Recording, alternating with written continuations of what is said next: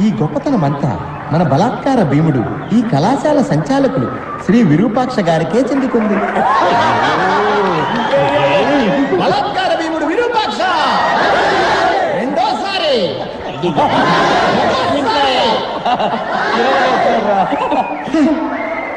ఆ తర్వాత మన ప్రియాతి ప్రియమైన రతి క్రీడా మంత్రి గారు.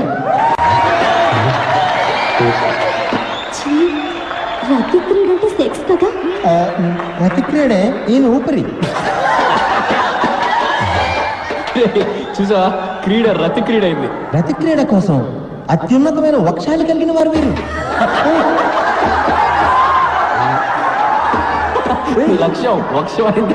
వక్షం అంటే లేడీస్ బుర్ర తక్కువ ఏంటి విరూపాక్ష ఇంత అసహ్యంగా మాట్లాడుతున్నాడు? ఏ రతి క్రీడా మంత్రి వర్యా,